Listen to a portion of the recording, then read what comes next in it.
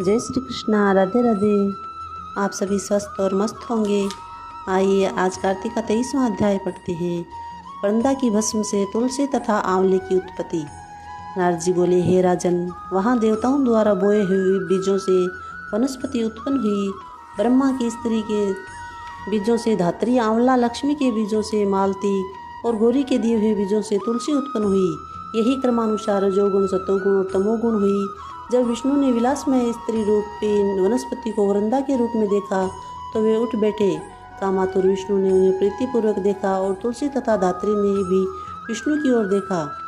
जो बीज लक्ष्मी ने ईर्ष्या करके दिया था, उससे उत्पन्न हुई स्त्री लक्ष्मी से ईर्ष्या करने लगी, अतः उसका नाम बर्बरी रखा। धात्री और तुलसी विष्णु को प्रतिदिन देने के कारण प्रीति बढ़ाने वाली हुई।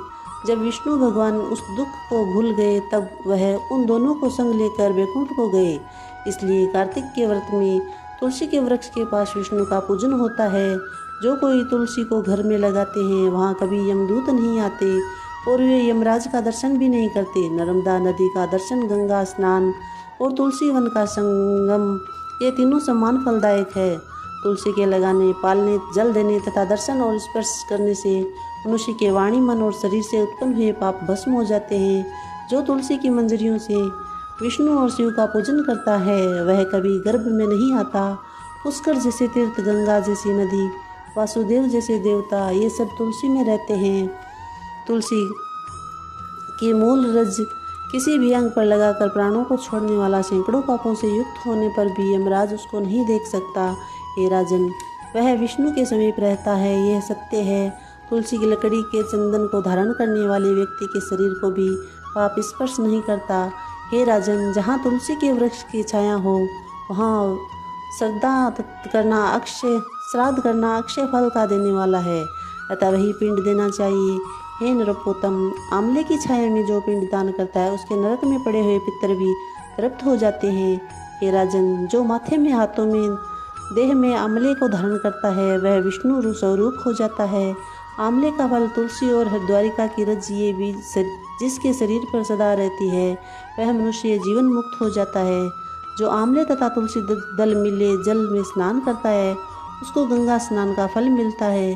जो मनुष्य आंवले के पत्ते या फलों से पूजन करता है उसे स्वर्णमय मणि और रत्नों के पूजन करने का फल मिलता है। तीर्थ, मुनि, देवता, यज्ञ आदि कार्तिक के महीने में तुला राशि के सूर्य होने पर आंवले के वृक्ष में रहते हैं। जो मनुष्य द्वादशी को तुलसी और कार्तिक में आंवले को तोड़ता है वह निंदित नरक को प्राप्त होता है। जो कार्तिक मास में आंवले की छाया में बैठकर अन्न का भोजन करता है उसका 1 वर्ष का पाप नष्ट हो जाता है। और जो आंवले के वृक्ष के नीचे भगवान का पूजन करता है उसे सब क्षेत्रों में विष्णु पूजन का फल मिलता है। विष्णु की महिमा की भांति धात्री और तुलसी के मातम्य को चतुर्मुख ब्रह्मा भी नहीं कह सकता। धात्री और तुलसी की उत्पत्ति की कथा को जो भक्ति से सुनाते हैं वह निष्पाप हो अपने पुरखों समेत विमान में बैठकर स्वर्ग को प्राप्त करते हैं। बोली श्री कृष्ण चंद्र भगवान की जय। जय श्री कृष्ण। राधे राधे।